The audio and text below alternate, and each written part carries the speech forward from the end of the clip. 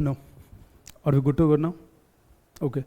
Hi, good morning. Good morning. This is Dilshad Nisar, Faculty of Academy of UPSC. And in this particular lecture, we are going to talk about Charvaka philosophy. Charvaka आज से हम Indian philosophy शुरू करने जा रहे हैं और Indian philosophy में जो पहला क्लास है वो चरवाक का है. आज हम देखेंगे चरवाक की philosophy क्या है इनका thought process, क्या है इनका belief और क्यों लोग इनके साथ इतना हेट करते हैं इनको, क्यों लोग अपने ऊपर चरवाक का टैग लगने से डरते हैं या नफ़रत करते हैं या पसंद नहीं करते हैं.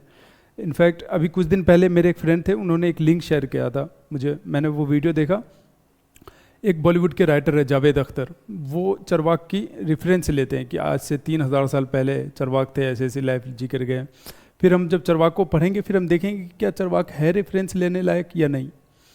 बट उससे पहले मैं आपको फिर से याद दिला दूं, जब हम लोग सिलेबस डिस्कस कर रहे थे तो हम लोगों ने क्या देखा कि हम फिलॉसफी में दो ही चीज़ पढ़ते हैं पेपर 1 में, पहला मेटाफिजिक्स, दूसरा एपिस्टेमोलॉजी. चरवाक के केस में भी हम लोग यही करेंगे. बट पहले हम थोड़ा सा देख लेते कि ये चरवाक है क्या. What is the meaning of Charvak. See, Charvak जो बना है वो दो वर्ड से बना है. The first word is Charu and plus vak. Charu means sweet. Charu means sweet. Vak means talk. The one who talks sweet.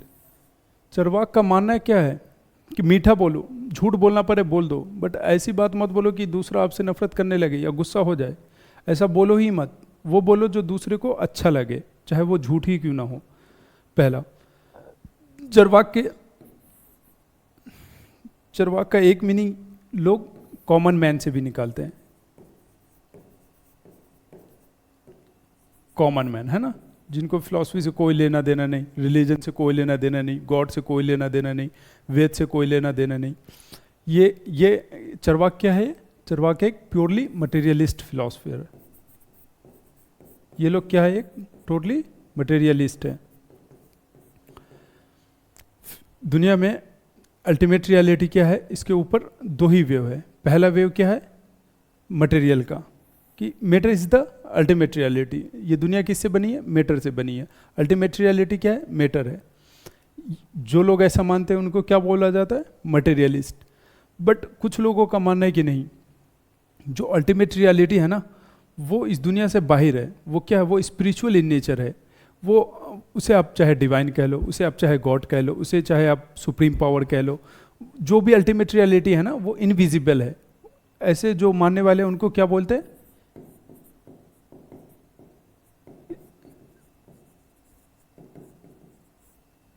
वो लोग कौन है, स्पिरिचुअलिटी है ना. वो लोग कौन है, स्पिरिचुअल बिलीव करते हैं ना, जो स्पिरिचुअलिटी, जो मैटर को रियलिटी मानते हैं वो कौन है, मटेरियलिस्ट. जो मानते हैं कि नहीं हमसे ऊपर भी कोई है, वो लोग कौन है, स्पिरिचुअलिटी. चरवाक कौन है, मटेरियलिस्ट है. मटेरियलिस्ट है यानी ये मैटर को अल्टीमेट रियलिटी मानते हैं और मैटर के बेस पे ही वो गॉड को नहीं मानते, वेद को नहीं मानते. गॉड और वेद को ना मानने का इनका एक अलग वो है. अभी हम लोग सिर्फ और सिर्फ इंट्रो देख रहे हैं. अब ऐसा लगता है कि अब हम लोगों को आगे बढ़ना चाहिए. बैकग्राउंड इतना काफ़ी है चरवाक के बारे में. और हम शुरू करते हैं चरवाक की फिलॉसफी.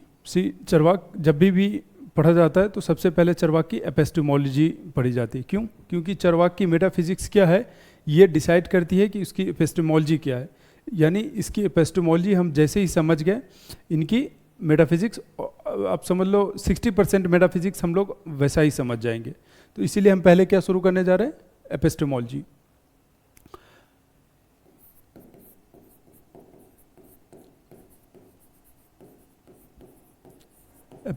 एपिस्टेमोलॉजी की मीनिंग क्या होती है, थ्योरी ऑफ नॉलेज. जहां हम क्या पढ़ते हैं कि what is knowledge, what are the source of knowledge, what are the types of knowledge, what are valid knowledge, what are invalid knowledge. तो जहाँ हम नॉलेज से रिलेटेड कुछ भी पढ़ते हैं वो क्या होता है, एपिस्टेमोलॉजी. एपिस्टेमोलॉजी की मीनिंग क्या होती है, थ्योरी ऑफ नॉलेज. बट क्या आपने कभी सोचा हमें नॉलेज कैसे मिलती है ना, how do we get knowledge. इसी क्वेश्चन का जवाब देने के लिए फिलोसोफर दो ग्रुप में बट गए हैं. अभी हमने चरवाक शुरू नहीं करा, अभी हम लोग क्या कर रहे हैं, बैकग्राउंड सेट कर रहे हैं ताकि चरवाक हमें समझ में आना लगे।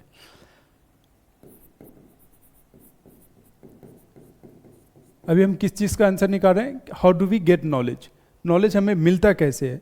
इसके ऊपर फिलोसफर दो ग्रुप में बट गए, पहला एम्पिरिसिस्ट, दूसरा राशनलिस्ट। राशनलिस्ट नो, एम्पिरिसिस्ट का क्या मानना है, एम्पिरिसिस्ट का ये मानना है कि नॉलेज हमें किससे मिलती है, नॉलेज हमें मिलती है एक्सपीरियंस से। हमारे पास क्या होता है, हमारे पास होता है 5 सेंस ऑर्गन। सेंस ऑर्गन, ये सेंस ऑर्गन किसके टच में आता है, ऑब्जेक्ट के। इससे क्या होता है हमें, इससे होता है हमें सेंसेशन। इस सेंसेशन से हमें क्या मिलता है, परसेप्शन। और इस परसेप्शन से हमें क्या मिलता है, नॉलेज। एक एग्जाम्पल के थ्रू समझते हैं। लेट्स से मैं यहाँ पर लेट्स से एक छोटा सा बच्चा है ना, वो मान लेते हैं वो 3 इयर्स के, कोई भी एक छोटा सा बच्चा है जो कि उसका एज अभी कितना है, 3 इयर्स। हम उन्हें लाख मना कर दें कि बेटा आप मिर्च मत खाना, बेटा आप मिर्च मत खाना, अगर से उसने पहले कभी नहीं खाया है मिर्च, तो ऑफकोर्स वो हम लोगों की बात नहीं मानेगा, है ना, वो ज़रूर खाएगा। जैसे मना करेंगे वो और ज़्यादा खाएगा, ये खाने की कोशिश करेगा। बट जैसे ही वो पहला बाइट लेगा, उसके बाद से वो उसके बाद कभी भी उसको छूना पसंद नहीं करेगा। क्यों, ऐसा क्या हो गया इस 5 मिनट में कि अब वो दोबारा उस मिर्च को छूना भी पसंद नहीं करेगा। नाउ अब देखते हैं, वो जैसे ही पहला बाइट मारा, उससे क्या हो गया, एक्सपीरियंस हो गया। उस एक्सपीरियंस से क्या हुआ, उसे नॉलेज मिल गया कि ये जो चीज़ है ये बहुत ही तीखा है, इसको ये खाने का नहीं है। यानी नॉलेज से उसे आइडिया हो गया कि हाँ ये चीज़ जो है ये तीखा है, इसे नहीं खाना चाहिए। ऐसे ही हमें क्या मिलता है, नॉलेज से, एक्सपीरियंस से क्या मिलता है, नॉलेज मिलता है। अब इसके ऊपर मैं हज़ारों एग्जांपल दे सकता हूँ, बट ऑफ कोर्स वो एक वेस्ट ऑफ टाइम होगा। मेन अभी मैं क्या बताना चाह रहा हूँ, नॉलेज हमें एक्सपीरियंस से मिलता है। हमारे पास कितना, 5 सेंस ऑर्गन होता है, तो इसका मतलब क्या होगा, हमें 5 टाइप से भी नॉलेज मिलेंगे। 5 तरह का नॉलेज होगा। जो स्किन से नॉलेज होगा मिलेगा वो अलग होगा, जो सुनकर नॉलेज मिलेगा वो अलग होगा, जो बोलकर नॉलेज मिलेगा वो अलग होगा, जो स्मेल करके नॉलेज मिलेगा वो अलग होगा। यानी सब नॉलेज अलग अलग होगा। टोटल कितने तरह का नॉलेज होगा, 5 तरीके का। अब अगेन, अब अगर से यही सेटिस्फाइंग होता तो फिर ये नहीं आते, रैशनलिस्ट नहीं आते, है ना। अगर से ये आए हैं तो ज़रूर इसमें कुछ कमी होगी। अब ये आते हैं, ये आकर इनसे एक सवाल करते हैं कि देखिए आप कह रहे हैं कि नॉलेज हमें कैसे मिलता है, एक्सपीरियंस से, और एक्सपीरियंस किससे होता है, सेंस ऑर्गन से वो करते हैं। तो लॉजिकल अगर से देखा जाए तो लॉजिकल ये है ना कि जिसका जितना ज़्यादा बड़ा सेंस ऑर्गन होगा उसको उतना ज़्यादा नॉलेज मिलेगा। यानी अगर से किसी फिलॉसफी की क्लास में अगर से किसी हाथी को बैठा के रख दिया जाए और उसको पढ़ाया जाए मेटाफिजिक्स, पढ़ाया जाए एपिस्टेमोलॉजी, तो वो तो हमसे ज़्यादा इंटेलिजेंट हो जाएंगे। क्यों, क्योंकि हाथी का जो सेंस ऑर्गन है वो हमसे बड़ा है। बट क्या ऐसा होता है, रैशनलिस्ट ने पूछा एम्पिरिसिस्ट से कि क्या ऐसा होता है। एम्पिरिसिस्ट ने कहा नहीं, ऐसा नहीं हो सकता। फिर इन्होंने क्वेश्चन पूछा क्यों, इनके पास जवाब नहीं था। इन्होंने बताया कि रुको हम बताते हैं। इन्होंने कहा कि देखो उस एनिमल के पास, वो जो हाथी है पर्टिकुलर एलिफेंट, उसके पास एक चीज़ नहीं है, और वो क्या है, रीज़न। हमारे पास क्या है, रीज़न। यानी नॉलेज एक्सपीरियंस से नहीं, रीज़न से मिलता है। फिर ये एक और सवाल पूछते हैं, एक बात बताओ, ऐसा कभी तो हुआ होगा ना जो हवाई जहाज़ पहली मरतबा बना होगा, है ना। कोई एक स्टार्टिंग पॉइंट होगी जहाँ पर एरोप्लेन बनाया गया होगा। बट एरोप्लेन बनाने से पहले तो किसी के पास कोई एक्सपीरियंस नहीं था एरोप्लेन का, कि वो एरोप्लेन होगा कैसा, how it look likes, how it will fly, कोई आइडिया ही नहीं था। इनफैक्ट हम सोच भी नहीं सकते कि कोई इंसान उड़ सकता अगर से वैसी चीज़ नहीं होती। तो फिर ये एक्सपीरियंस के बेसिस पे तो हवाई जहाज़ नहीं बना, है ना, एरोप्लेन नहीं बना, हेलीकॉप्टर नहीं बना, मिसाइल्स नहीं बनी। एक्सपीरियंस के बेसिस पे, वो किसके बेसिस पे बना, रीज़न के बेसिस पे। इस रीज़न से क्या जनरेट होता है, इस रीज़न से जनरेट होता है आइडिया। अब हम ये देख चुके हैं कि नॉलेज हमें कैसे मिलता है। इसके ऊपर फिलोसोफर दो ग्रुप में बढ़ चुके हैं। पहला ग्रुप है एम्पिरिसिस्ट, दूसरा है राशनलिस्ट। राशनलिस्ट क्या मानते हैं कि नॉलेज हमें रीजन से मिलता है, बौद्धिक से मिलता है, और ये एम्पिरिसिस्ट का क्या मानना है कि नॉलेज हमें एक्सपीरियंस से मिलता है। अगेन, जो सेंस ऑर्गन से नॉलेज मिलेगा, लेट्स से ये सब्जेक्टिव होगा। सब्जेक्टिव कैसे होगा? सी, जो मेरा सेंस ऑर्गन है, जो आपका सेंस ऑर्गन है, उसमें कुछ ना कुछ डिफरेंस होगा। हो सकता हो मैं भी आपको 20 डिग्री सेल्सियस पे काफ़ी ठंड लगने लगे और मुझे 20 डिग्री सेल्सियस पे ठंड ना लगे, और कोई मुझसे यहाँ का टेम्परेचर पूछे कि कैसा है, तो मैं तो कहूँगा या इट इज़ नॉर्मल, है ना, नॉट सो चिल। मगर आपको ठंड लग रही है, आप क्या बताओगे? यहाँ तो बहुत ही ठंड है। यानी इससे जो नॉलेज मिलेगा वो कौन सा नॉलेज, वो कैसा नॉलेज होगा? वो सब्जेक्टिव होगा। अगेन, सब्जेक्टिव और ऑब्जेक्टिव क्या होता है? सब्जेक्टिव वो चीज़ होती है जहाँ पर एक आंसर ना हो, जिस सवाल का एक आंसर ना हो। फॉर एग्जांपल, मैं आपसे पूछूं कि आपका फेवरेट कलर कौन सा है, तो आप, कोई बोलेगा कि मेरा वाइट है, कोई बोलेगा ब्लैक, कोई रेड, कोई ग्रीन, कोई पिंक, येलो, सबका अलग अलग जवाब होगा, है ना। तो वो क्या होगा? Subjective answer. बट अगर मैं आपसे पूछूं कि ये कौन सा कलर है, आप सब बोलोगे क्या? ये क्या है? ये ब्लैक है। यानी इसमें ऑब्जेक्टिव आंसर है। तो रीजन से जो मिलने वाला नॉलेज होगा वो क्या होगा? ये ऑब्जेक्टिव होगा। ये क्या होगा? ये सब्जेक्टिव होगा। ये चेंज होता रहेगा। अब हमने बैकग्राउंड सेट कर लिया। हमने देखा क्या, या तो रीजन से हमें नॉलेज मिलेगा या एक्सपीरियंस से मिलेगा। फिलोसोफर इस पे दो ग्रुप पे बटे हुए हैं। अब चरवाक की एपिस्टेमोलॉजी पे हम लोग जाते हैं। चरवाक क्या मानता है? चरवाक मानता है कि नॉलेज सिर्फ और सिर्फ किससे मिल सकता है? एक्सपीरियंस से। और एक्सपीरियंस को, परसेप्शन को क्या बोलते हैं हिंदी में, इंडियन फिलोसफी में? प्रत्यक्ष। प्रत्यक्ष।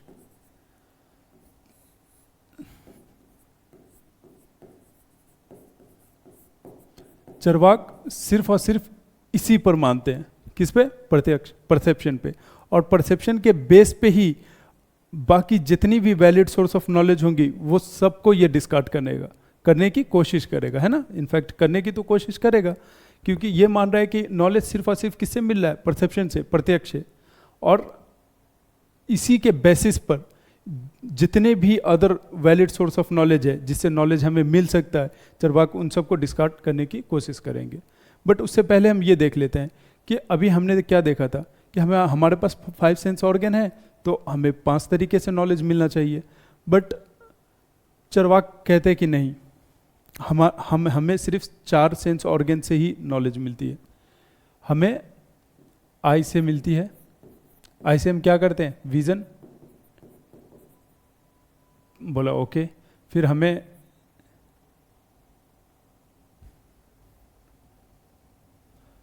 टंग से नॉलेज मिलती है। टंग से हम क्या करते हैं? टेस्ट करते हैं। टेस्ट करते हैं। फिर हमें स्किन से टच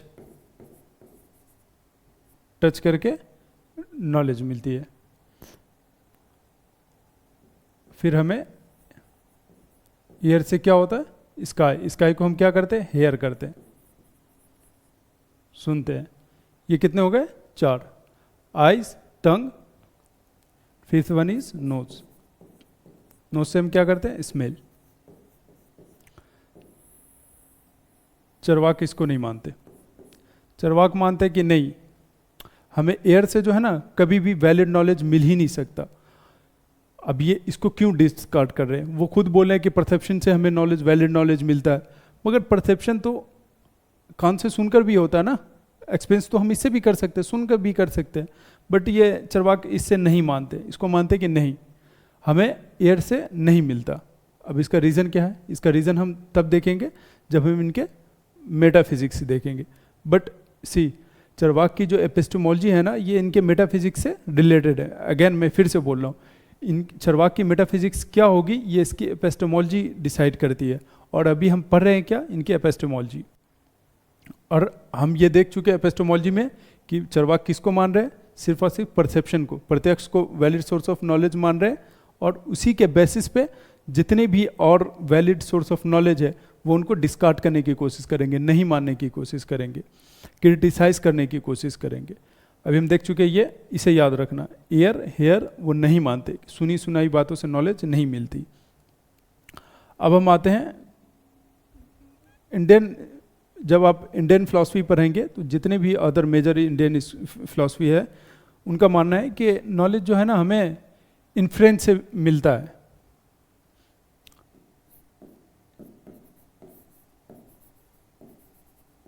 हमें इन्फ्रेंस क्या है, ये भी एक रीजन का ही एक पार्ट है। हमें इन्फ्रेंस से नॉलेज मिलता है, ये किन का मानना है? चरवाक के अलावा जितने भी most of the Indian school of thought believe that inference is a valid source of knowledge, but Charvaka refute it. Inference क्या होता है पहले हम ये ध्यान लेते हैं। इन्फ्रेंस मतलब होता है अनुमान। अनुमान, अनु मीन्स आफ्टर, मान means knowledge, together it is after knowledge. मतलब जहां पर नॉलेज हमें बाद में मिलता है। ऐसा कौन सा चीज है जहां पे बाद में मिलता है? अब देखते हैं। सी, अनुमान से हमें नॉलेज कैसे मिलता है?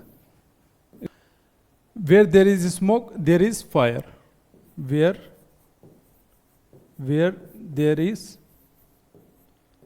देयर इज स्मोक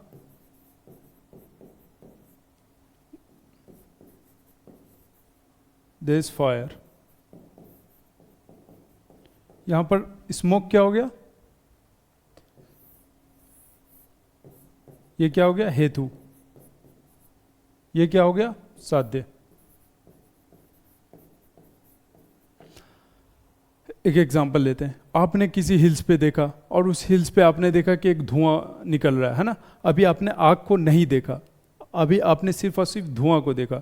जिस चीज को आपने देखा वो क्या हो गया? हेतु। आपने अभी आग को नहीं देखा, हेतु के बेस पे आपने साध्य का अंदाजा लगा लिया है ना कि स्मोक है तो आग होगा ही होगा। ये क्या है? ये एक इन्फ्रेंस है। आपने हेतु को सिर्फ और सिर्फ स्मोक को देखा और फायर का, आग का अंदाजा लगा लिया। That is what? That is inference. हेतु के बेस पे जब हम साध्य के बारे में जानते हैं तो क्या होता है? वो अनुमान होता है, इन्फ्रेंस होता है। यानी पहले आपने इसको देखा, उसके बाद इसकी नॉलेज मिली, आफ्टर नॉलेज। पहले हेतु को देखा, उसके बाद साध्य का नॉलेज मिला।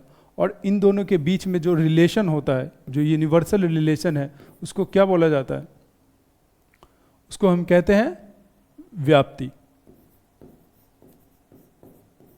व्याप्ति, व्याप्ति ये व्याप्ति है। ये क्या है? यूनिवर्सल रिलेशन है कि ये हर एक केस में जहां पर भी धुआं होगा वहां पर आग होगा ही, जहां पर आग होगा वहां पर धुआं होगा ही। इन दोनों के बीच में क्या है? यूनिवर्सल रिलेशन है, which can never be denied. अब चरवाक क्योंकि इन्फ्रेंस को नहीं मानते, वो तो सिर्फ और सिर्फ परसेप्शन को ही वैलिड सोर्स ऑफ नॉलेज मानते हैं, तो वो परसेप्शन के बेस पे ही इस चीज़ को डिस्कार्ड करने की कोशिश करेंगे और ऑफ कोर्स इसे नहीं मानेंगे। आपको क्या लगता है चरवाक किसको डिस्कार्ड करेंगे? इसको? ये तो देख लिया, ये तो परसेप्शन में आ गया, इसे तो देख लिया। आग को नहीं देखा तो परसेप्शन आग का नहीं मिला, तो ये इसे डिस्कार्ड करेगा, है ना? नहीं, ये इसे डिस्कार्ड नहीं करेगा, वो इसे डिस्कार्ड करेगा। कि आप ये कैसे कह सकते हैं कि जहां जहां आग होता है वहां वहां धुआं होता ही है, या जहां जहां धुआं होता है वहां वहां आग होता ही है? क्या आपने उसे देखा है? आपने इस वर्ल्ड में, इस यूनिवर्स में जहां जहां आग था वहां वहां धुआं आपने देखा है? क्वेश्चन करा। उसका आंसर क्या होगा? कि नहीं, of course not. Why? We are human beings and we are limited in space and time. ऐसा पॉसिबल ही नहीं हो सकता ना कि हम अकेले सारी दुनिया की चीज़ों को एक्सपीरियंस कर लें। तो नहीं, of course the answer is no, नहीं देखा है। तो फिर कैसे आप कह सकते हो? क्योंकि आप वैलिड सोर्स ऑफ नॉलेज क्या है? प्रत्यक्ष, परसेप्शन के बेस पे ही आप कोई क्लेम कर सकते हो। बट आपने पूरे दुनिया का तो क्लेम देखा ही नहीं। आपने तो पूरे दुनिया में जहाँ जहाँ धुआं था वहाँ वहाँ आग देखा ही नहीं। तो फिर आप ये कैसे क्लेम कर रहे हो? आप पर्टिकुलर केस से जनरल स्टेटमेंट, यूनिवर्सल स्टेटमेंट निकाल रहे हो। यहाँ पे ये जो इन्फ्रेंस है ना, देखो चरवाक का मेजर क्या कहना है? चरवाक कह रहे हैं कि आपने एक जगह देखा, आपने एक केस देखा यहाँ पर, और इससे आप एक यूनिवर्सल स्टेटमेंट निकाल रहे हो। इससे क्या, इससे एक फॉलेसी क्रिएट हो जाएगी, फॉलेसी ऑफ इलिसिट जनरलाइजेशन, कि आपने, हो सकता हो कि वो दूसरी जगह पर आग हो धुआं ना हो, या फिर दूसरी जगह पे धुआं हो आग ना हो, आपने नहीं देखा ना, और अगर से आपने देख लिया है ना कि आपने पूरे दुनिया के आग को देख लिया, वहाँ वहाँ धुआं था, तो फिर इन्फ्रेंस क्या, वो तो परसेप्शन हो गया ना। आपने अगर से देख लिया तो वो परसेप्शन हुआ, नहीं देखा आप अनुमान लगा रहे हैं तो वो इन्फ्रेंस है। इन्फ्रेंस आप लगा नहीं सकते क्योंकि वैलिड सोर्स ऑफ नॉलेज सिर्फ और सिर्फ क्या है, परसेप्शन है। इसी बेस पे वो किसको डिस्कार्ड करते हैं, व्याप्ति को। ना एक और एग्जांपल लेते हैं, क्लाउड और रैन का। अभी बारिश, अभी क्या हुआ, अभी बादल लगा है, बादल को हम देख पा रहे हैं, तो ये क्या हो गया, हेतु, परसीव्ड। और ये क्या है, रैन, रैन क्या हो गया, साध्य। और इन दोनों के बीच में जो यूनिवर्सल रिलेशन है कि बादल आया है तो बारिश तो होगा ही, तो ये जो यूनिवर्सल रिलेशन है ये क्या हो जाएगा, व्याप्ति। चरवाक ने किसको मानने से मना कर दिया, व्याप्ति को। किस बेसिस पे, कि आप जो कह रहे हो कि जहां जहां बादल होगा वहां वहां बारिश होगा, ये तो फॉल्स बात है। ऐसा कई मरतबा हुआ कि बादल आ गए, बारिश हुआ ही नहीं। तो आप ये कैसे यूनिवर्सल स्टेटमेंट दे सकते हो कि जहां जहां बादल होगा वहां वहां बारिश होगी ही होगी। ये तो फॉल्स क्लेम है, ये तो मिसलीड कर रहा है। कभी हो रहा है बारिश, कभी नहीं हो रहा है, तो आप इसको परसेप्शन के बेस पे नहीं वो कर सकते। अगेन फिर चरवाक पूछते हैं कि आपको कैसे पता कि जहां जहां बादल है वहां वहां बारिश हुआ है, क्या आपने देखा है? द आंसर इज नो, कोई भी नहीं देख सकता है ना। Why, we are limited being, we are limited in time and period. और अगर से आपने देख लिया तो फिर वो इन्फ्लुएंस का, वो तो परसेप्शन हो गया। तो आप ये नहीं कह सकते कि व्याप्ति जो है ये एक यूनिवर्सल रिलेशन है। क्यों? क्योंकि अगर से यूनिवर्सल होता तो फिर हमेशा होना चाहिए ना। ऐसा क्यों हो रहा है कि ये कभी बारिश कर रहा है, कभी बारिश नहीं कर रहा। नाउ इस बेसिस पे चरवाक ने क्या किया रहा, परसेप्शन को मानने से, परसेप्शन के बेसिस पे इन्फ्लुएंस को मानने से इनकार कर दिया। इसको याद रखना, इस चीज को याद रखना। चरवाक ने क्या कहा है कि क्योंकि ये हमेशा वैलिड नॉलेज नहीं देता, इस बेसिस पे मैं इसे डिस्कार्ड कर रहा हूं, हम लोग नहीं मानेंगे इसे। यानी व्याप्ति के बेसिस पे उन्होंने इन्फ्लुएंस को इनकार कर दिया। अब अगेन चरवाक के पास और भी बहुत सारे ऑप्शन थे, है ना, कि आप एक एक करके सबको डिस्कार्ड करते, बट उसने सबसे पहले जो मेजर टर्म था व्याप्ति, इसको डिस्कार्ड किया और इसी के बेसिस पे जितने भी वैलिड सोर्स ऑफ नॉलेज है सबको डिस्कार्ड कर देंगे। अब देखते हैं कैसे। सी, जो major valid source of knowledge है ना, एक तो है इन्फ्रेंस, तो चरवाक ने अभी हम देख ही चुके हैं कि इसे मानने से इनकार कर दिया है। दूसरा क्या है, परसेप्शन तो वो खुद मानते हैं, तो परसेप्शन के बेस पे ही इन्फ्रेंस को। दूसरा क्या है, फिर एक क्या है, कंपैरिजन।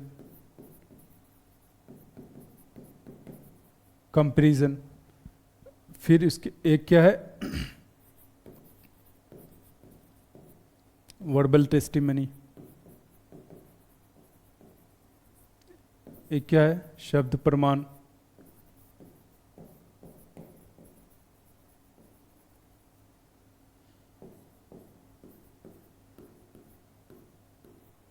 शब्द प्रमाण। एक क्या है, कॉजेजन, एटसेट्रा। चरवाक ने सबसे पहले क्या करा, इन्फ्लुएंस को डिस्कार्ड करा। किसके बेसिस पे, परसेप्शन के बेसिस पे। अब ये व्याप्ति को प्रूफ करेंगे हम लोग पहले, अब डिफेंड करेंगे, है ना। व्याप्ति को गलत प्रूफ कर दिया हम लोगों ने परसेप्शन के बेसिस पे। अब इस व्याप्ति के बेसिस पे ही वो सबको डिस्कार्ड कर देंगे। सी, कैसे?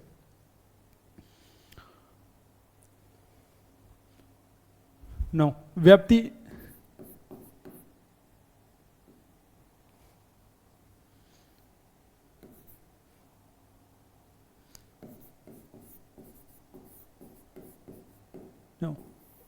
व्याप्ति को प्रूफ करते हैं इसको। अब व्याप्ति को प्रूफ करने की कोशिश करते हैं ना, व्याप्ति को प्रूफ करते हैं किससे, इन्फ्लुएंस के बेसिस से। इन्फ्लुएंस के बेसिस पे अगेन व्याप्ति क्या है, ये क्या है, ये खुद में एक इन्फ्लुएंस है। और इन्फ्लुएंस को अगर से इन्फ्लुएंस से प्रूफ करेंगे तो ये क्या निकलेगा, इससे एक फॉलेसी क्रिएट हो जाएगी जिसे हम क्या बोलते हैं, फॉलेसी ऑफ इन्फिनाइट रिग्रेस।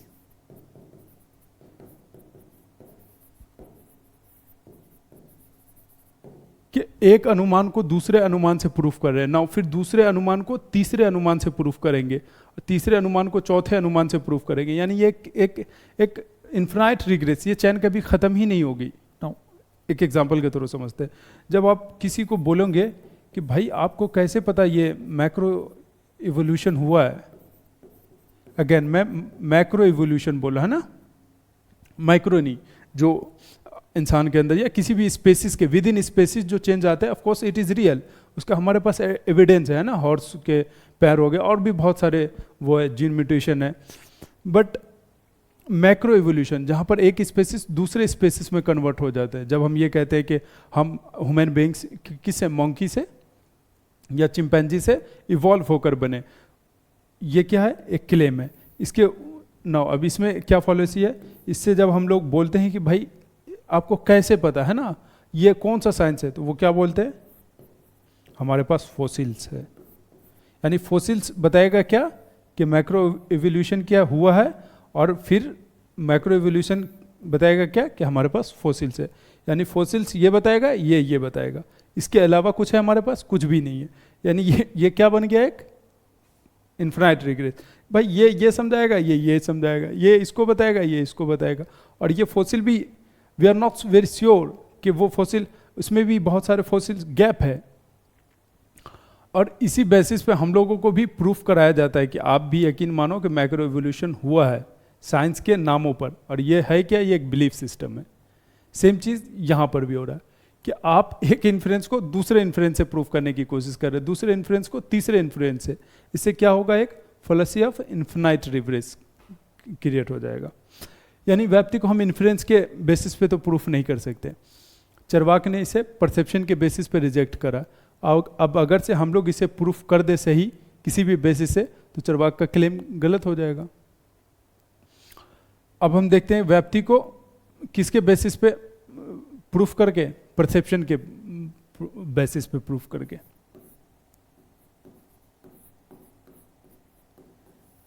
अब हम लोग व्याप्ति को प्रूफ करेंगे किसके बेसिस पे, परसेप्शन के बेसिस पे।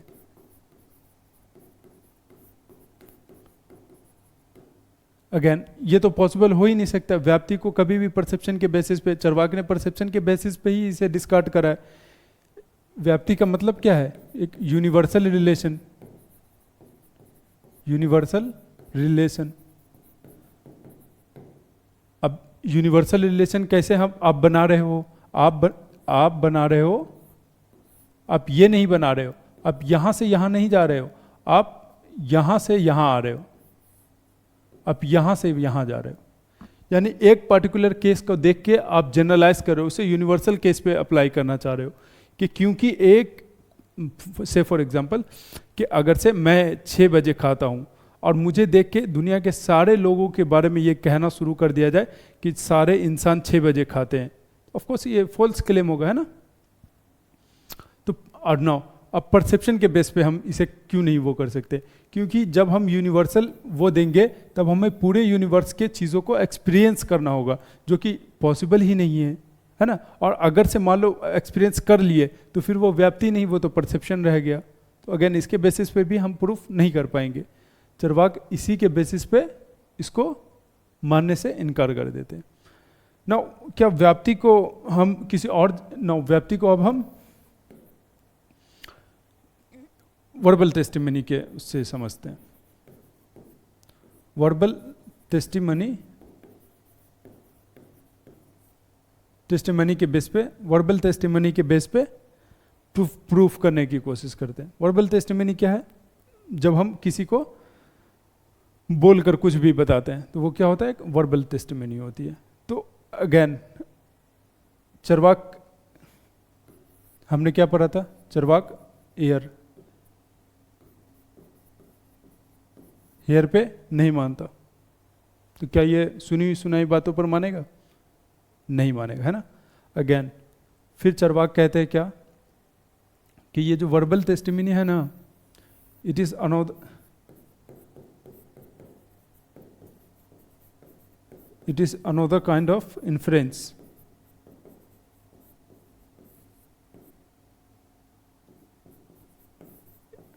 ये भी एक, फॉर एग्जाम्पल मैं जो कुछ भी अभी आपको बोल रहा हूँ, है ना, जो कुछ भी बोल रहा हूँ, क्या मैं आपको एक्सपीरियंस करा रहा हूँ कुछ भी? नहीं। आप क्या कर रहे हो, मेरी बातों को सुन रहे हो और उससे एक अनुमान लगा रहे हो कि अच्छा ऐसा हो सकता है या ऐसा हुआ होगा। आप सारी की सारी चीज़ें अनुमान लगा दो। फॉर एग्जाम्पल जब मैं ये बोल रहा हूँ कि ताजमहल, अभी मैं बोल दूँ ताजमहल, तो क्या मैं ताजमहल आपके सामने में ला के रख दिया हूँ? नहीं। आप इमेजिन, आप क्या कर रहे हो, खुद में सोच रहे हो, अनुमान लगा रहे हो। फॉर एग्जाम्पल मैं एक मूवी देख कर आया और आपको कहानी सुनाया कि इस मूवी में ऐसा ऐसा हुआ, ऐसा ऐसा हुआ। आपने वो मूवी नहीं देखा, आपको वो एक्सपीरियंस भी नहीं हुआ। आपको क्या कर रहे हो, मेरी बात को सुनकर आप अनुमान लगा रहे हो कि अच्छा ऐसा हुआ होगा, ऐसा हुआ होगा, है ना, वो क्या है, अनुमान। तो वर्बल टेस्टिमनी भी एक क्या है, एक it is also another kind of inference. तो फिर आप क्या ही बात कर रहे हो, इसको तो हम पहले ही रिजेक्ट कर चुके हैं। ये कौन कह रहा है, चरवाक। तो यानी अभी तक हम व्याप्ति को प्रूफ नहीं कर पाए टेस्टिमनी के बेसिस पे भी। अब कॉसेशन के बेसिस पे देखते हैं कि क्या कॉसेशन के बेसिस पे व्याप्ति को प्रूफ किया जा सकता है।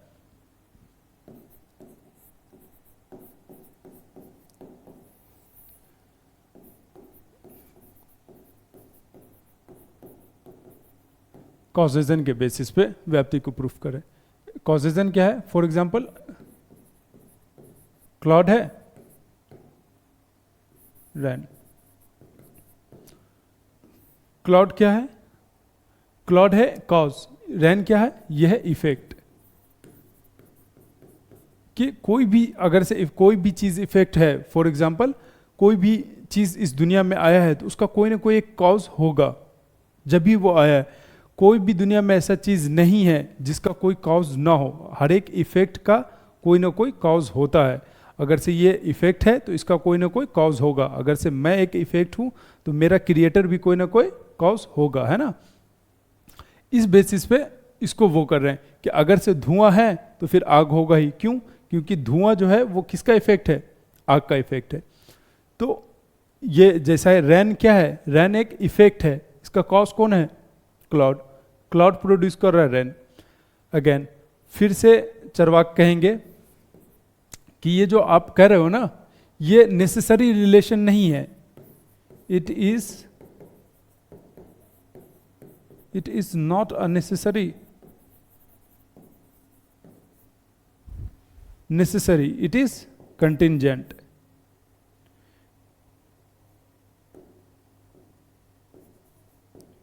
It is contingent. अब ये नेसेसरी क्या होता है, कंटिंजेंट क्या होता है। सी नेसेसरी जब फिलॉसफी में यूज होता है ना, तो वो एक ऐसा चीज, वो नेसेसरी का मतलब होता है जिसका ना होना बिल्कुल नामुमकिन हो, जो हर हाल में हो, वो क्या है, वो नेसेसरी है। और कंटिंजेंट क्या है, जो कभी हो कभी ना हो, कभी हो कभी ना हो। ये डिपेंडेंट रहता है ना, इसका कोई श्योर नहीं है। तो वही कह रहा है कि क्लॉड और रैन, जरूरी नहीं है कि ये क्लॉड है तो इसका बारिश ही होगा या फिर यही एक कॉज होगा, है ना। ये क्या है, ये एक साइकोलॉजिकल फैक्टर है। It is a psychological factor. It is not necessary. ये जरूरी नहीं कि हर हाल में होगा ही होगा, है ना। ऐसा 1000 टाइम, लाखों टाइम हो चुका है कि हाँ बादल लगा है, बारिश नहीं हुआ। तो आप ये इससे तो कोई भी यूनिवर्सल स्टेटमेंट नहीं निकाल सकते, या आप इससे नहीं मान सकते कि ये हमेशा वैलिड नॉलेज देगा ही देगा। अगेन व्याप्ति को प्रूफ नहीं कर पाया। अब इसका क्रिटिसिज्म देखते हैं, मगर उससे पहले हम देख लेते हैं कि क्या चरवाक जो है कंपैरिजन को जितने भी अदर स्कूल ऑफ थॉट है वो एक वैलिड मीन्स ऑफ नॉलेज मानते हैं।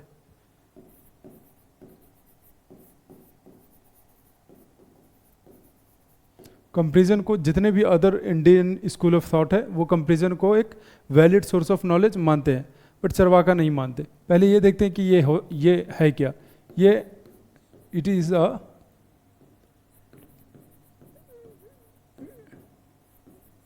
Is knowledge of similarity.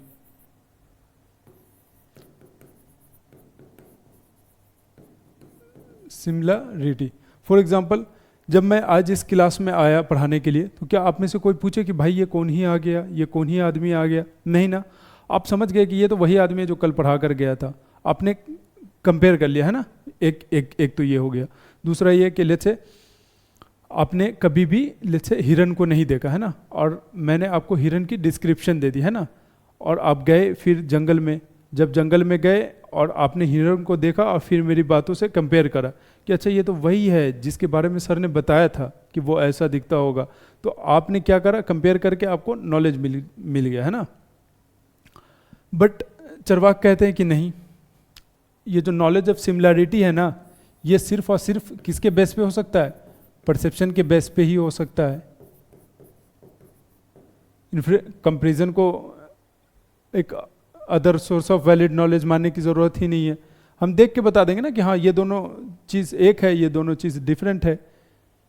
इसको कंपैरिजन को एक अलग सोर्स ऑफ नॉलेज क्यों मानना, जब हमारे पास परसेप्शन है ही, जब इसके बेसिस पे ही हम सिमिलैरिटी की नॉलेज ले सकते हैं, तो फिर कंपैरिजन को क्यों मानना? तो इस बेस परसेप्शन के बेसिस पे इसको भी वो कर दे रहे हैं। फिर और जो लोग हैं उनका मानना है कि हमें शब्द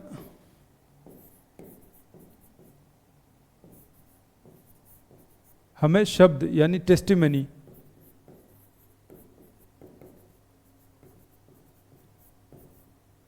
हमें शब्द से भी वैलिड नॉलेज मिलता है। चरवाक कहते कि नहीं, शब्द किसके शब्द से? जो आप्त पुरुष हो, जो रिलायबल पर्सन हो, उसकी उनके शब्द से है ना, जो रिलायबल पर्सन हो उनके शब्द से हमें वैलिड नॉलेज मिलता है। ये कहते हैं कि नहीं, शब्द जो है ये भी एक it is also another kind of inference.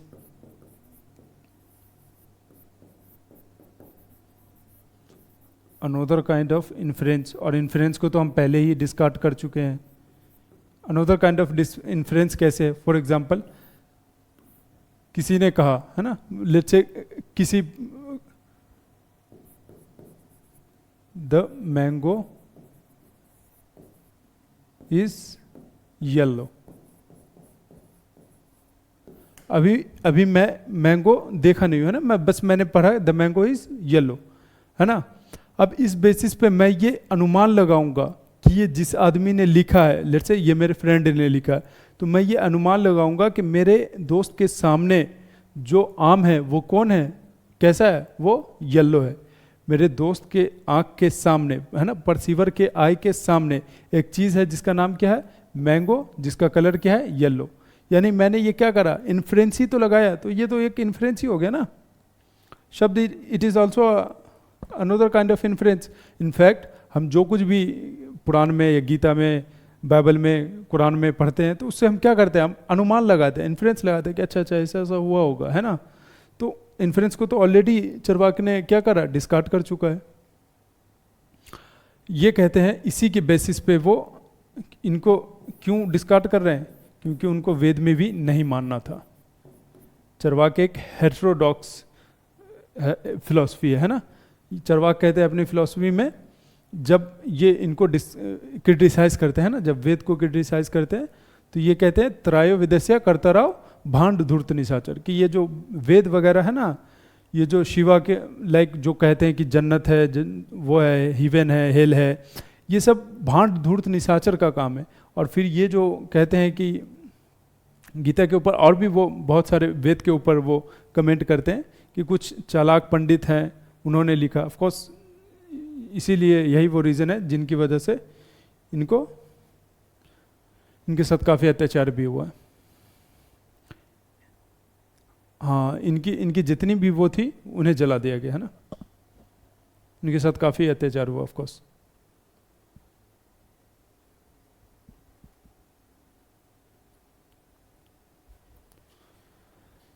ना तो हम ये देख चुके हैं कि ये क्या बोल रहे हैं कि ये शब्द जो है वो भी तो एक दूसरे तरह का एक इन्फ्रेंस ही है, तो हम ये क्यों ही माने।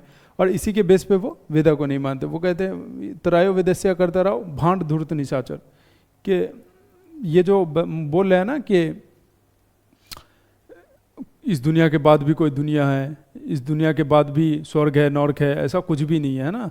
ये सब किसका काम है? भांड धूर्त निशाचर का काम है। ये कौन कहते हैं? चरवाक। यानी चरवाक, अब चरवाक ने देखा कि सिर्फ हमने देखा कि चरवाक किसको मानते हैं? सिर्फ और सिर्फ परसेप्शन को एक वैलिड सोर्स ऑफ नॉलेज मानते हैं, और उसी के बेसिस पे वो इन्फ्रेंस को डिस्कार्ड करते हैं, कंपेरिजन को डिस्कार्ड करते हैं, शब्द को डिस्कार्ड करते हैं, वर्बल टेस्टिमनी को डिस्कार्ड करते हैं, कंपेरिजन को डिस्कार्ड करते हैं, कॉजेजन को डिस्कार्ड करते हैं। वो किसी भी चीज़ को नहीं मानते, सिर्फ और सिर्फ किसको मानते हैं? परसेप्शन को। बट क्या आप दूसरे स्कूल ऑफ थॉट चुप रहेंगे? ऑफकोर्स इसके क्रिटिसिज्म होगी, है ना। पहला क्रिटिसिज्म देखते हैं। पहला क्रिटिसिज्म देखते हैं जैन की तरफ से, जैनिज्म की तरफ से। जैनिज्म इससे पूछते हैं, पहला क्वेश्चन पूछते हैं, बताओ भाई, how do you no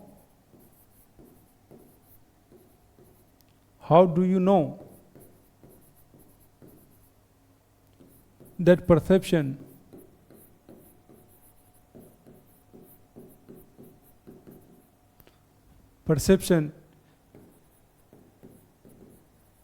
is the only valid means of knowledge?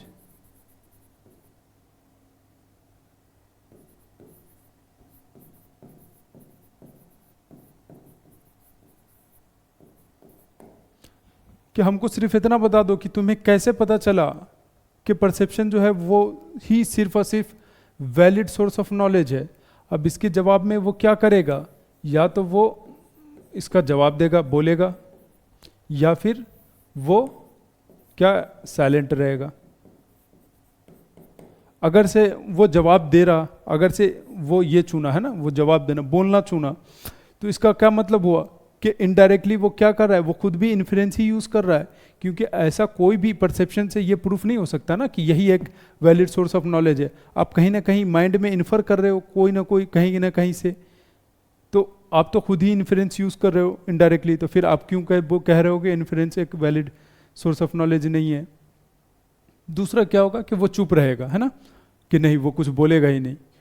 तो इस केस में क्या होगा कि जब आप खुद ही अपने क्लेम को प्रूफ नहीं कर सकते, जब आप खुद ही बोले हो कि परसेप्शन एक only valid source of knowledge है, और आपसे पूछा गया कि आपको कैसे पता, तो आप उस पर खामोश हो, यानी आपके पास कोई राशनल बेसिस नहीं है, कोई भी एक राशनल बेसिस नहीं है आपके खुद के आर्गुमेंट को प्रूफ करने का। तो फिर आप दूसरों को क्यों ये प्रूफ करवा रहे हैं? किस बेसिस पे प्रूफ करवा रहे हैं? पहला क्रिटिसिज्म है ना, कि आप तो खुद ही यूज कर रहे हैं इन्फ्रेंस, और फिर खुद ही बोले कि inference valid source of knowledge नहीं देता, तो आप क्यों यूज कर रहे हैं? पहला। दूसरा, फिर जैनिज्म कहते हैं कि अच्छा ठीक है, एक बात बताइए, आप कह रहे हैं कि इन्फ्रेंस जो है वो सही नहीं है ना, क्यों? क्योंकि ये बहुत टाइम मिसलीड करता है, ये कभी सही नॉलेज देता है, कभी सही नॉलेज नहीं देता, ये मिसलीड करता है। क्या ठीक है, चलिए। फिर जैनिज्म कहते हैं कि परसेप्शन भी तो मिसलीड करता है ना। बहुत मर्तबा ऐसा होता है कि हम रस्सी को ही सांप समझ लेते हैं, रस्सी को ही हम सांप समझ लेते हैं। ऐसा बहुत मर्तबा हुआ है परसेप्शन में कि हमें क्या हो जाता है, हमें हेलोसिनेशन हो जाता है, हमें क्या हो जाता है, इल्यूजन हो जाता है। तो क्या इसका मतलब अब हमें यह भी कह देना चाहिए कि परसेप्शन से भी valid source of valid knowledge नहीं मिलता, है ना? ऐसा बहुत मर्तबा हुआ ना, जब हम रस्सी को देखकर डर जाते हैं कि सांप है, और वो तो सच में इफेक्ट भी जनरेट कर दे रहा है सांप का, एक रस्सी सांप का इफेक्ट जनरेट कर दे रहा है, तो परसेप्शन के बेसिस पे ही। तो परसेप्शन, इस हिसाब से परसेप्शन को भी हमें डिस्कार्ड कर देना चाहिए। नो, इसका आंसर नहीं है उनके पास। जैनिज्म इतना तक क्रिटिसाइज करते हैं। फिर जैनिज्म एक सलाह देते हैं कि देखिए, अगर से आप ये कह रहे हैं कि क्योंकि कुछ टाइम ऐसा होता है, या ऐसे केसेस, कुछ केसेस में इन्फ्रेंस जो है वो मिसलीड नॉलेज देता है ना, मिसलीड करता है, तो परसेप्शन भी मिसलीड कर रहा है। तो रीजनेबल वे क्या होगा कि देखो, perception, inference, comparison, verbal testimony और any valid source of knowledge would be accepted as valid source of knowledge or would be accepted as praman if it gives knowledge that is not misleading। कि हाँ भाई, जब तक वो सही knowledge दे रहा है वो सही है।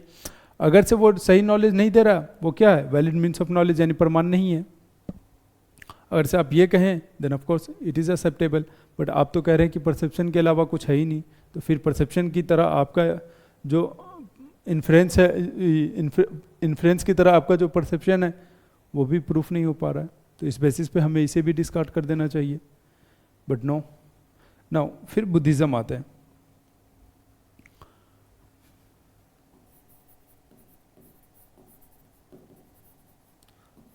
बुद्धिज्म कहते हैं कि जब हम किसी भी चीज़ को एक्सपीरियंस, किसी भी चीज़ को देखते हैं ना, किसी भी चीज़ को हम जब परसेप्शन करते हैं तो हमें सिर्फ उसका आइडिया मिलता है, और इस आइडिया के बेसिस पे हम इन्फ्लुएंस लगाते हैं कि ये चीज़ है क्या।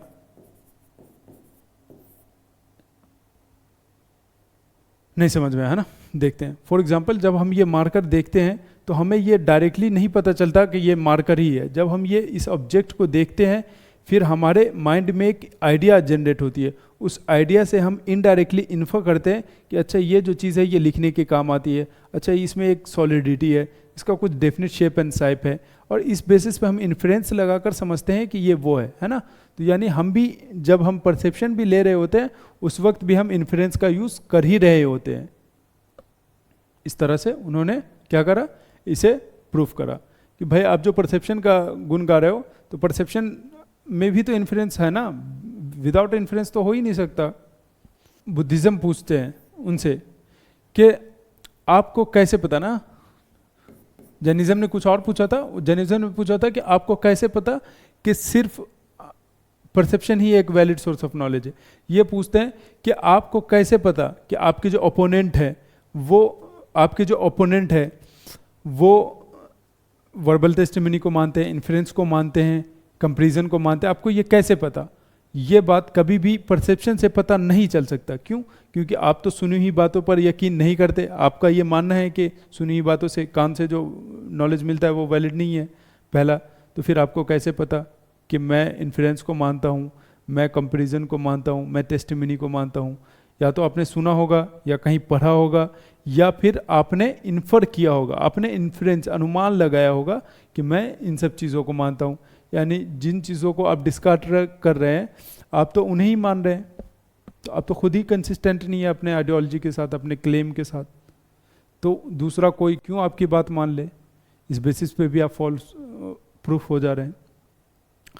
फिर न्याय आते हैं। न्याय को ऑफ कोर्स इन सब को हम लोग डिटेल में पढ़ेंगे, है ना। अभी हम सिर्फ इंट्रो दे रहे हैं कि किस तरह से जो चरवाक है उनकी फिलॉसफी आपस खुद में ही कंसिस्टेंट नहीं है। बस हम लोग सिर्फ और सिर्फ यही प्रूफ करने के लिए चरवाक की फिलॉसफी का वो कर रहे हैं, ताकि हमें आइडिया हो जाए कि ऑफ कोर्स कोई भी फिलॉसफी जो है वो एब्सोल्यूट सही नहीं होती है ना, सब में फ्लॉज होते हैं। अब न्याय आते हैं।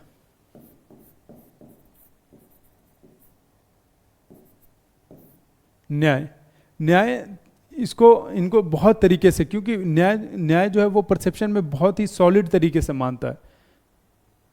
न्याय क्या करता है? न्याय बहुत ही सॉलिड तरीके से मानता है। न्याय का कहना है कि हम लोग स्पेस को नहीं देख सकते। स्पेस मतलब वो नहीं, स्पेस मतलब खाली स्पेस जो होता है, जहाँ जो रूम जो देख सकते, हम माइंड को नहीं देख सकते। तो क्या हम इन्हें नहीं माने? अगर से हम इसे नहीं मानेंगे तो आप अंदाज़ा लगा ले, क्योंकि आप इन्फ्लुएंस तो मानता नहीं पर फिर भी आप अंदाज़ा लगा ले सिर्फ कि हमारी जो नॉर्मल लाइफ है वो कितनी इम्पॉसिबल हो जाएगी। कि अगर से हम माइंड को, अगर से हम कॉन्शसनेस को, है ना, हम अपने कॉन्शसनेस को अगर से, क्योंकि हम इसे नहीं देख पाते इसलिए हम नहीं मानेंगे, तो ये तो कुछ भी नहीं, ये एक बेवकूफ़ी है। अगर से हम इन सब चीज़ों को मानना से इनकार कर दे, सिर्फ मैटर को ही माने, तो फिर हमारी लाइफ तो और भी ज़्यादा रिस्ट्रिक्टेड हो जाएगी, हमारा स्कोप ऑफ नॉलेज ही कम हो जाएगा, है ना। न्याय इस तरीके से इन्हें क्रिटिसाइज करते हैं। अब हम इनके चलते हैं कहाँ? मेटाफिजिक्स में। इनफैक्ट इनकी मेटाफिजिक्स जो है वो काफ़ी इजी है ना, वो इनका जो भी था वो एपिस्टेमोलॉजी ही था। अब हम चलते हैं कहाँ? इनके मेटाफिजिक्स में। इनका जो मेटाफिजिक्स है ना वो काफ़ी इजी है। इनफैक्ट जो इनका था वो एपिस्टेमोलॉजी ही था, मेटाफिजिक्स आप समझ जाओगे।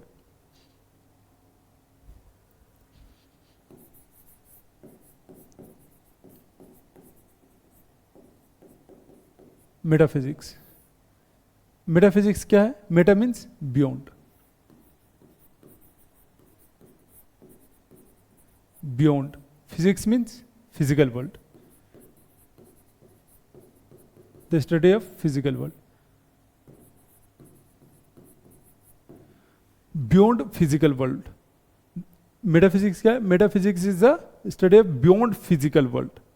अच्छा, क्या आप सोच सकते हो कि ऐसी कौन सी चीज़ है जो फिजिकल वर्ल्ड के बाहर है ना?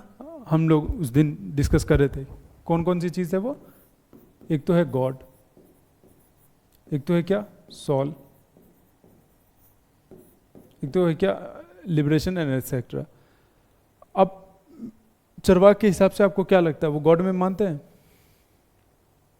नहीं मानते हैं ना। अभी हमने देखा वो क्या कहते हैं, त्रायो विदस्य करता रहो भांड धूर्त निशाचर, कि भाई ये सब बहुत ही बेवकूफ़ आदमी का काम है ये जो कर रहा है, जो स्वर्ग नरक की बात कर रहा है, ऐसा कुछ है ही नहीं। फिर वो क्या कहते हैं,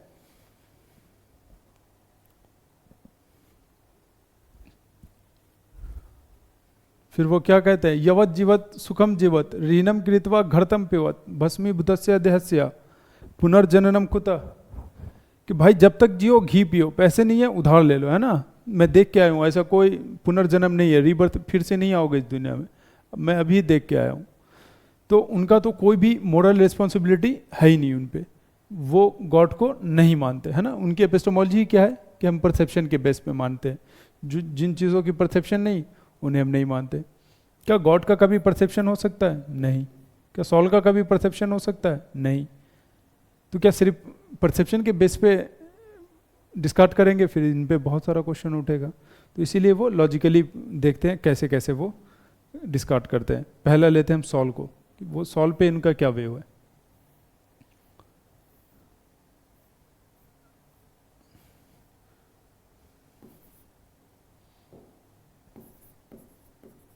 सॉल पे उनका क्या वे है।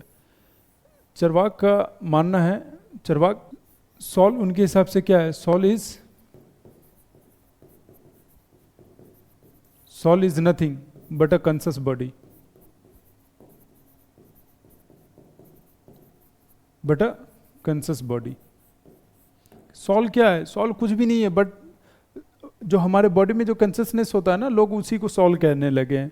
तो आप ठीक है, आप उनको कहिए सॉल, मगर ऐसा कुछ वो ये एटर्नल नहीं होता। ये आपको ठीक है, वो जो कॉन्शियस बॉडी है ना, अगर से आप लोग कह रहे हैं कि कॉन्शियस बॉडी जो है वही सॉल है, तो ठीक है कहिए सॉल, मगर वो एटर्नल नहीं होता, एटर्नल नहीं होता, ये अनचेंजेबल नहीं होता, ऐसा कुछ नहीं होता, ये इम्यूटेबल नहीं होता, ये इटर्नल नहीं होता।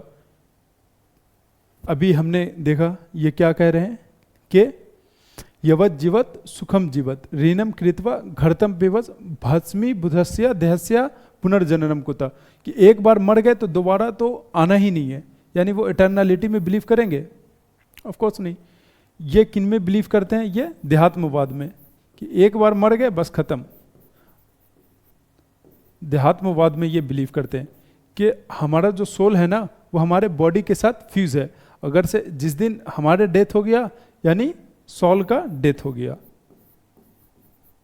हमारा डेथ यानी सॉल खत्म, दैट्स इट।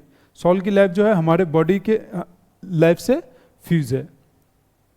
आप जिसे सॉल बोल रहे हो वो क्या है? एक कॉन्शियस बॉडी है। नाउ अब चरवाक से क्वेश्चन किया जाएगा कि ठीक है चलिए मान लेते हैं कॉन्शियस बॉडी है, बट आप हमको बस सिर्फ इतना बता दीजिए कि ये ऐसी कौन सी हमारे अंदर मटेरियल प्रॉपर्टी है जिससे ये कॉन्शियसनेस आता है ना? आप तो मैटर को अल्टीमेट रियलिटी मानते हैं, तो ऐसी कौन सी ऐसी कौन सी मैटर है जिससे ये कॉन्शियसनेस प्रोड्यूस होती है? कॉन्शियसनेस एक इनविजिबल चीज़ है, और मैटर क्या है? कॉन्शियसनेस क्या है? एक इनविजिबल चीज़ है। मैटर क्या है? विजिबल चीज़ है। तो ऐसा कैसे हो सकता है कि कोई विजिबल चीज़ से मिलकर बने और खुद इनविजिबल हो? ऐसा तो हो ही नहीं सकता ना। तो आप ये इसका जवाब दीजिए। चरवाक जवाब देंगे इसका कैसे? ये एक मेटाफोर यूज करेंगे, किसका? बिटर लीफ का।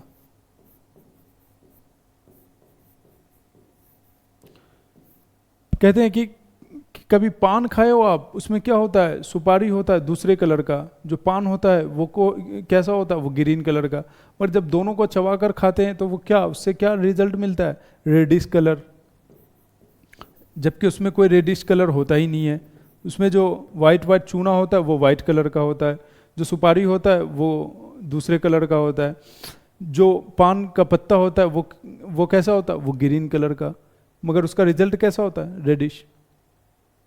Same on the same basis, जब मटेरियल चीज़ें एक डिफिनिट प्रोपोर्शन में मिलती हैं तो उससे क्या बनता है, उससे कंसिस्टेंस बनता है। When material things combined in definite proportion they result in consciousness. Material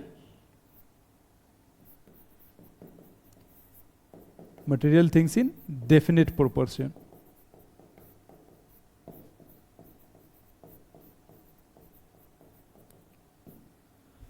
Consciousness क्या है, material things in definite proportion। ये कहते हैं कि एक बात बताओ, चरवाक कहते हैं कि जब मैं बोलता हूं दैट आई एम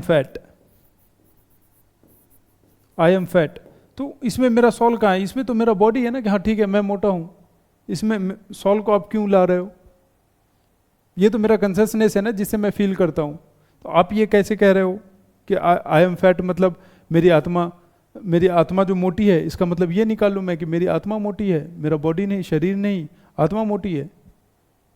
इस बेसिस पे भी हम नहीं मानेंगे। नाउ अभी हम क्रिटिसिज्म देखेंगे, है ना। फिर इनसे गॉड के बारे में आप देखते हैं, इनका गॉड के ऊपर क्या व्यू है,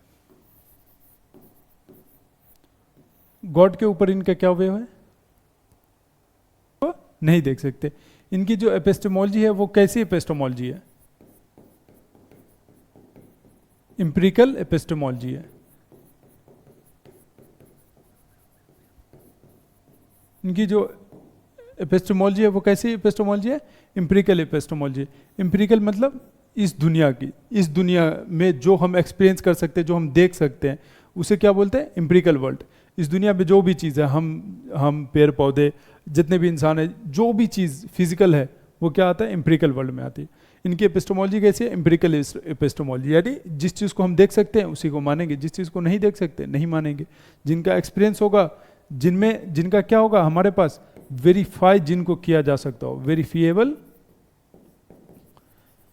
वेरीफिएबल प्रूफ जिनका हो हमारे पास, ठीक है लाइए हम मान लेते हैं उनको। मगर जिनका प्रूफ नहीं है हम उनको नहीं मानेंगे। यानी ये टोटल अपने एपिस्टेमोलॉजी की वजह से ही ये मेटाफिजिकल एंटिटी को डिस्कार्ड कर रहे हैं, है ना। ये क्या कर रहे हैं, वो इनका क्या कहना है, नो नीड फॉर क्रिएटर,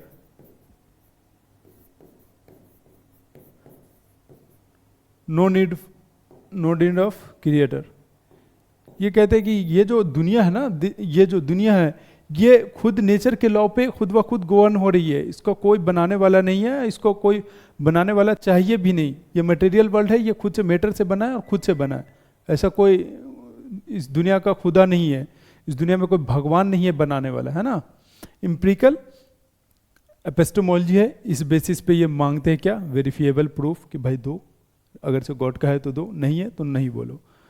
ये जो दुनिया है इसको कोई भी क्रिएटर नहीं है, इसकी ज़रूरत ही नहीं है, क्योंकि नेचर के पास खुद का खुद लॉ है खुद को गवर्न करने के लिए।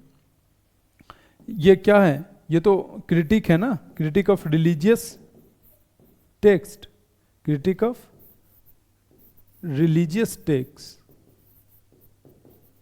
यानी नाउ क्या हम देख सकते हैं कि इन सब चीज़ों पे वो क्या कहते हैं, क्रिटिक ऑफ रिलीजियस स्क्रिप्चर्स, और वो वेद पे काफ़ी अटैक भी करते हैं। क्या जा रहा है कि जो वेद है वो खुद में ही कंसिस्टेंट नहीं है। एक जगह वो बोलते हैं कि जानवर को मत मारो, और एक जगह क्या बोलते हैं कि जानवर का बलिदान दो। तो ये ऐसा कैसे हो सकता है, आप तो खुद ही कंसिस्टेंट नहीं है। ये इनका एक आर्गुमेंट था।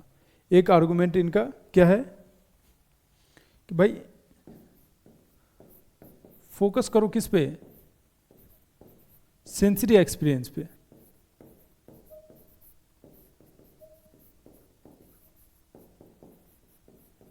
सेंस, जिस चीज को सेंस कर सकते हो उस पर फोकस करो ना। वो कहाँ दूसरी दुनिया की बात कर रहे हो? नहीं नहीं नहीं, उसकी उसकी बात ही नहीं करना जिसको हम देख नहीं सकते, उसकी बात ही नहीं करना जिसको हम छू नहीं सकते, उसको बात ही मत करना जिसको हम जान नहीं सकते, जिसको हम देख नहीं सकते, जिसका प्रूफ नहीं है, उसकी बात ही मत करना। इस बेसिस पे वो क्या करते हैं? गॉड को रिजेक्ट कर देते कि गॉड है ही नहीं।